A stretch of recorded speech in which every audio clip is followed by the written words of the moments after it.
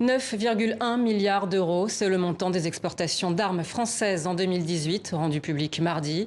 Elles ont augmenté de 30% en un an et le gouvernement français s'en félicite. À la première place des plus gros clients de la France, l'Inde. À la deuxième, l'Arabie Saoudite qui mène une guerre sans pitié contre les Houthis au Yémen. Un conflit à l'origine de la plus grave crise humanitaire du monde, selon l'ONU. Bonjour, Matteo Bonaglia. Bonjour. Qu'est-ce que vous inspire ce chiffre et la réaction du gouvernement? Eh bien, il est particulièrement inquiétant puisque en plein conflit du Yémen, et alors que la société civile et de nombreuses ONG alertent sur les risques d'usage à destination et contre des populations civiles de cet armement français, apprendre d'un rapport à destination du Parlement que la France continue de livrer des armes, une augmentation de quelques 50% sur l'année 2018 à destination par exemple de l'Arabie Saoudite, est très inquiétant et inquiète un grand nombre d'ONG, notamment dans ce qui s'avère être à nos yeux une violation des engagements internationaux de la France, en particulier le traité sur le commerce des armes. Et ces ONG, vous êtes l'avocat de l'une d'entre elles, d'Acer, je le disais en titre, Action Sécurité Éthique Républicaine, qui fait partie donc de celles qui souhaitent vraiment voir la France suspendre ses exportations d'armes à Riyad. Elle a remporté, cette association, une petite victoire il y a un mois lorsqu'un cargo saoudien a finalement renoncé à charger, soi-disant, des armes. En tout cas, il était soupçonné au port du Havre. Il était soupçonné par l'association que vous défendez et le journal d'investigation Disclose. En revanche, sur le terrain juridique, c'est plus compliqué. Vous avez saisi le tribunal administratif de Paris. Pourquoi le tribunal administratif de Paris et on en est où? Parce que le régime juridique qui encadre les autorisations d'exportation d'armes est un régime d'autorisation préalable. C'est-à-dire que lorsqu'un industriel français souhaite exporter de l'armement à destination d'un pays, il doit préalablement recueillir l'accord de l'administration et cet accord prend la forme d'une licence. Ces licences, qui sont délivrées par l'administration française, peuvent faire l'objet d'un contrôle juridictionnel devant une juridiction particulière qui est chargée de contrôler l'action de l'administration et du gouvernement, en l'occurrence ici, le tribunal administratif de Paris.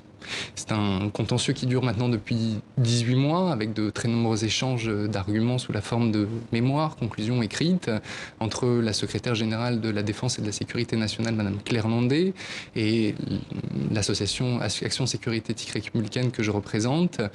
Et ce contentieux arrive sur sa fin, puisqu'il est prévu que les parties soient auditionnées par le tribunal administratif de Paris ce mardi 11 juin 2019.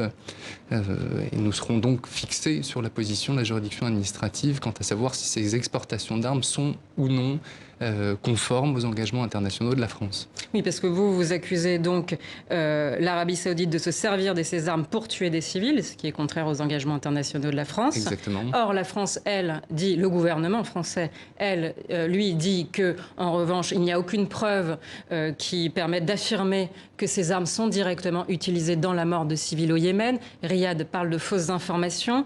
Il y a, la semaine dernière, un nouveau cargo saoudien a débarqué à Fos-sur-Mer, à Marseille. Oui. Il était lui aussi soupçonné de vouloir charger des armes. Finalement, ce n'a pas été le cas. Qui dit la vérité?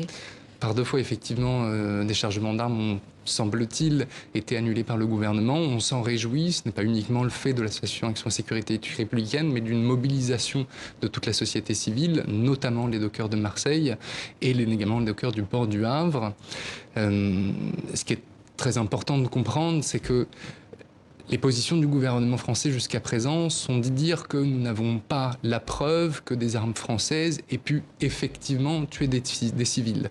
Or, les engagements internationaux de la France sont de dire que dans l'hypothèse où il existe un risque que ces armes puissent être utilisées à destination, contre des populations civiles ou des biens à caractère civil et protégés comme tels, dans une hypothèse comme celle-ci, alors le gouvernement doit suspendre ses exportations d'armes. Et c'est ce pourquoi nous nous mobilisons à ce moment et, dans le cadre d'une campagne d'opinion beaucoup plus vaste, également en saisissant une juridiction administrative pour qu'elle contrôle l'action du gouvernement. Vous avez dit en début de cette interview, donc mardi, c'est ça? Vous vous rendrez au tribunal administratif de Paris rapidement. Vous en espérez quoi? Et si vous n'obtenez pas ce que vous voulez, est-ce que vous envisagez d'autres actions?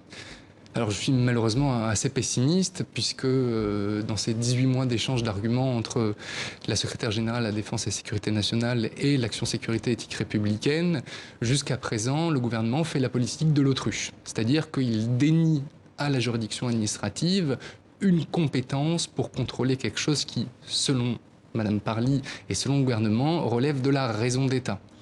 Tous ces éléments sont notamment couverts par le confidentiel défense et la SGDSN a demandé au président du tribunal administratif de supprimer des pièces qui avaient été produites dans le cadre de ce débat, la note de la direction du renseignement militaire qui tend à prouver que des armes françaises sont effectivement utilisées contre des populations civiles au Yémen. Merci beaucoup Matteo Bonaglia, l'avocat donc de l'association ACER pour Action Sécurité Éthique Républicaine. Évidemment, on suivra très attentivement la suite des événements.